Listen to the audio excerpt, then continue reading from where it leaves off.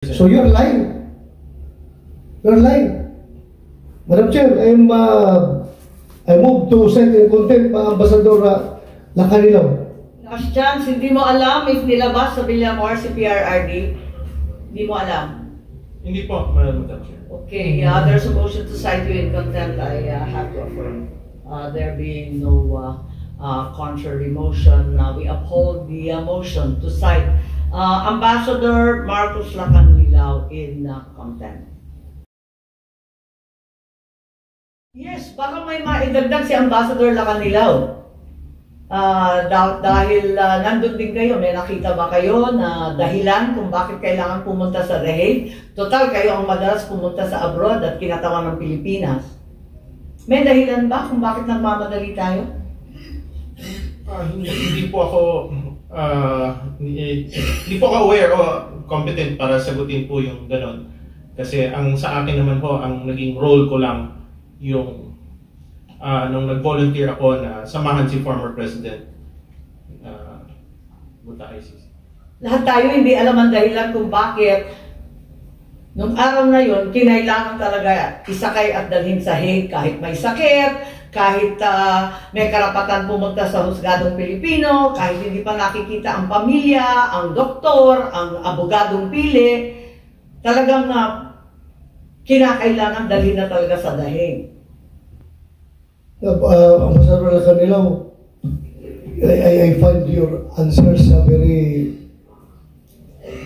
misleading. Kanina pa, yung sinasabi mo na hindi mo alam na hindi pala siya dinala sa competent court, competent judicial authority. Hindi mo alam. Hanggang ngayon, hindi mo rin alam. I'm giving you a chance.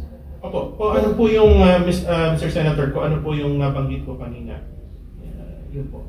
Nandun ka, the whole time, galing sa tube hanggang doon sa Villamor, nandun ka.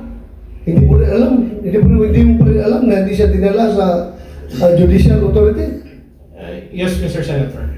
Hindi mo alam? Yes, Mr. Senator. So you're lying. You're lying. Madam Chair, I move to send in contempt Ambassador Lacanilaw.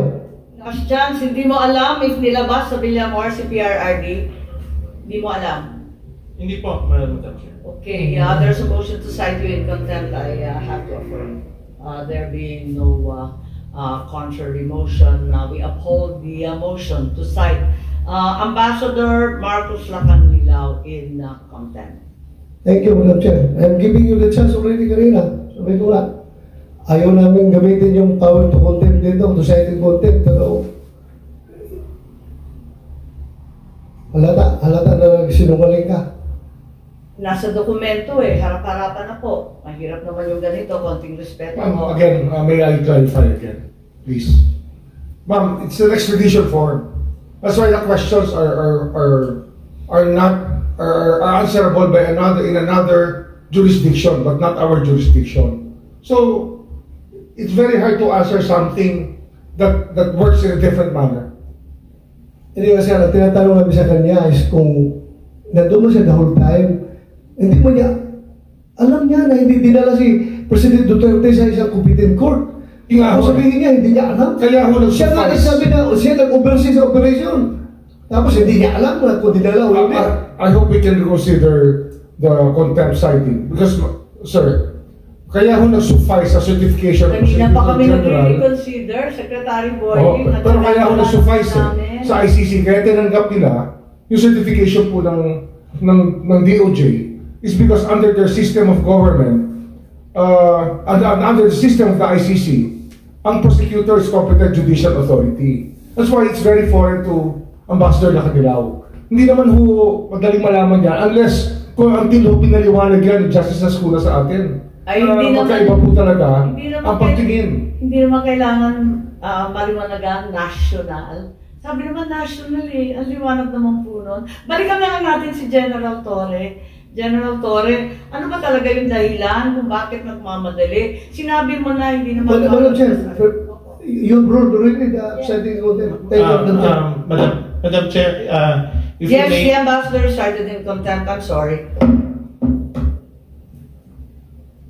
Yes, General Torre, please, we'd like you to be a little bit more forthright and straightforward. What was the real reason for the rush? You yourself said this was an arrest with a warrant. Therefore, no reglementary period as articulated by Article 125 applies. Bakit kayo nagmamadali? Eto nga, may sakit yung tao. Ma'am, I don't have that impression na nagmamadali ako. I waited for 12 hours. I worked for 12 hours to make sure that he boards on the plane. Yung purpose namin is to bring him to the plane because that's the order. That's my order and that's my mission. So, Who gave you the order? sir, Who gave you the order? the Chief of the Philippine National Police, sir. The Chief PNP. You are giving order to the CIDG. Who gave you that order? So I'll invoke my executive privilege. Bakit executive privilege po? Paano naging executive privilege po? Nangyari na, tapos na eh. Sino nag-order? Alam mo yung tanong, no? Po? Can I know the question? Kasi before we continue, ma'am, I'd like to ask for the consideration of the body because can we have a 2 minutes break so I can just whisper to you? I'll give you the break very, very shortly, but in the meantime, can we just finish? Oo, tapusin lang po natin, tapos mag-break po tayo. Okay, si Senator Bato, please. May tinatanong yata siya kay Chief PNP. At ito ay may kinalaman sa chain of command lang naman. Pakaliwanag, sinabi na naman ni DOJ... That's executive privilege po, basta usapan na po within the executive department, hindi na ho namin pwedeng ilabas dito.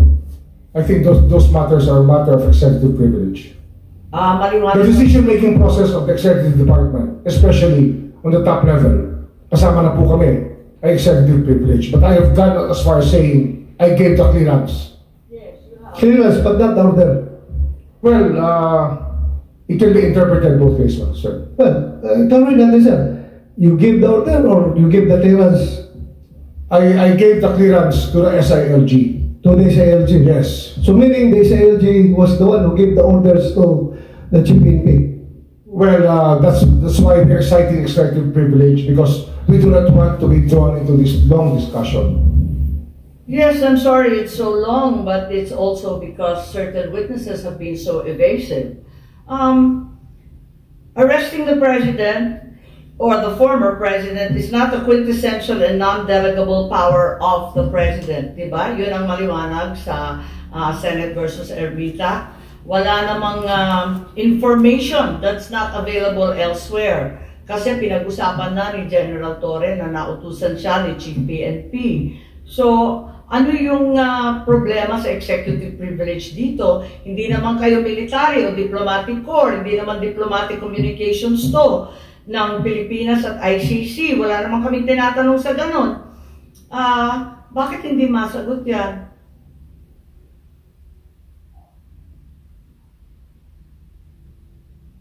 Maliwanag naman po yung Supreme Court at may limitasyon naman yung executive privilege. Tinatanong lang, sino nag-utos? Paano ba? Alam mo kasi, decision-making process po ng executive department ay mahirap pong ilabas lahat ng nangyayari. Ito yung purpose of executive privilege. That's the reason why this doctrine was drawn by the Supreme Court in the different cases. Kasi ito ang internal deliberations po ng cabinet at top level leadership ay hindi po talaga pinag-uusapan. I think that we should give it to each other. Yung caucus po na Senate, hindi po pinag-uusapan yan.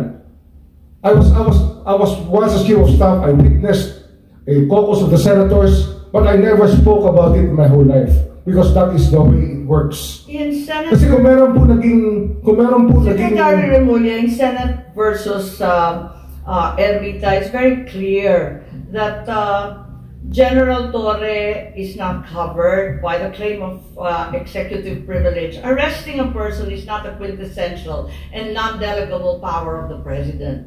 It's very clear. He's not a cabinet member. He's not even the chief PNP. And it's not like this information isn't available elsewhere. And if it's available elsewhere, then we do not need to answer from him, Madam Senator.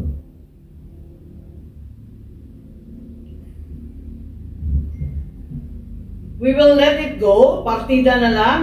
Marami tayong linggo na binigay ito. Pero sana mabigyan ninyo kami ng konting linaw kung bakit nagmamadali tayo ilabas ang dating Pangulo.